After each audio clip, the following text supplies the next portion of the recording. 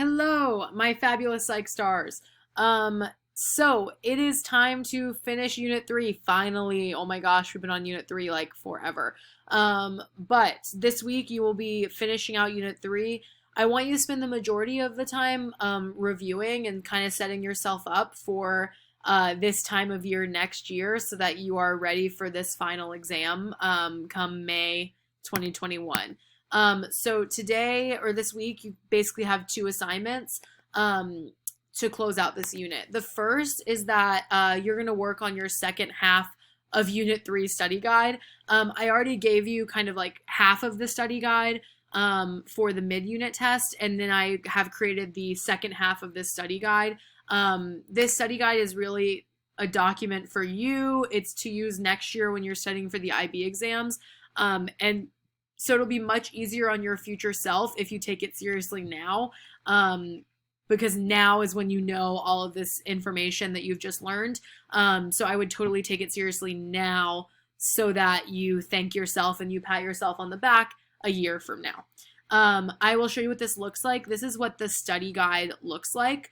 It looks just like your past two study guides I've made you, I think. And this one I wrote here should be combined with the mid-unit study guide to give you an entire unit overview of Unit 3. If you are someone who wants to like copy and paste and put everything in one Unit 3 study guide, please be my guest, do that. But I just kept them separate because I didn't want you to think you have to redo the one you've already done. So the main concepts we've gone through since that mid-unit test are emotion and memory, culture and memory, cognition in the digital world, the dual process model of thinking, and cognitive biases or heuristics. So here's where you can put like your main, whatever you do for this section. Again, this is a document for you. And then the rest of these are basically filling in the gaps from the last one. So if you think about on our last reliability of cognition one, you had like question 1 and question 4. Now you've got 2 and 3. So discuss one or more biases in thinking and decision making. You know a ton of biases, right? Because we learned about cognitive biases. Discuss the influence of emotion on one cognitive process. I will give you guys a big hint here. Basically, anytime they ask about cognitive process, it's going to be memory for y'all. Memory is just the easiest one to talk about unless you decide to do like thinking or decision making, which we don't know as much about. So I would just go with memory. So this basically describe the influence of emotion on one memory. On memory. Discuss ethical considerations in the study of emotion and cognition. So emotion and memory. Discuss the use of one or more research methods in the study of emotion and cognition. And then the cognition and technology section is all you. So this one we just learned. Discuss the influence of digital technology on one or more cognitive processes. I personally would use memory here and talk about all those different studies that we learned about with the external memory store of computers. That's what I would do. Discuss positive and or negative effects of modern technology on cognitive processes. You should be great at this one because this was what you created your whole debate plan on. Discuss methods used to study the interaction between digital technology and cognitive processes.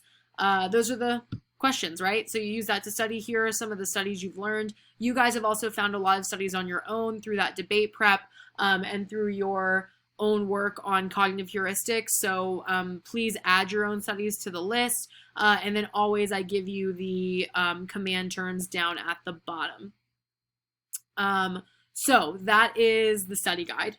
The second activity that you're going to have to do is you are going to write an extended response essay. I'm not making you do a full test. I'm not going to do that, but I do want you to keep up those writing skills and keep up all those skills that we've learned over the year. I don't want you to lose those. So you are going to choose one question to write an extended response essay on, and I'm going to tell you those questions right now. They're also on the document you're going to write on. Okay. So these are the questions you can choose from. Before I talk about these, I still want you to, because I know it will be tempting to just do the study guide for the one question you're going to write on and do that and be done with it.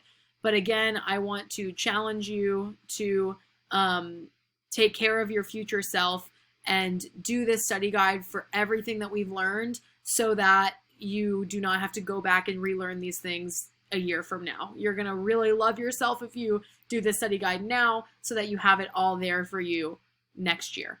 So please, please, please do that. But your final activity is going to look at these extended response questions below on the information that we've covered since spring break. Choose one question. One question. Please do not write 4 essays. I don't want you to have that much work. One question, and I want you to answer it completely and thoroughly in the available space. Marks will be awarded for demonstration of knowledge and understanding, which requires the use of relevant psychological research. Please, please, please use research in your answers. If you are not using research in your answers, you are not doing these the way that you need to be. Please use research. Evidence of critical thinking, for example, application, analysis, synthesis, or evaluation, and organizing those answers. So make sure you organize your answers as well. Here are your 4 options. So the first, you can discuss 1 or more biases in thinking and decision making. 2, you can evaluate 1 theory or study related to thinking and decision making. We learned about 1 theory that has to do with thinking and decision making. We learned about that dual process model of thinking.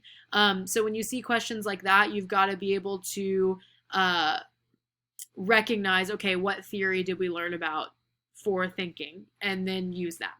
The third question, to what extent does emotion affect one cognitive process?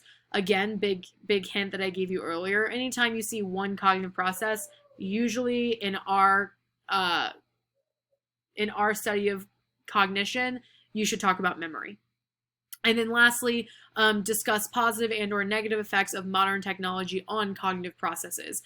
So here, depending on maybe what you learned for yourself for the debate, maybe you have different, you might do thinking, decision making, or memory. It really is up to you there.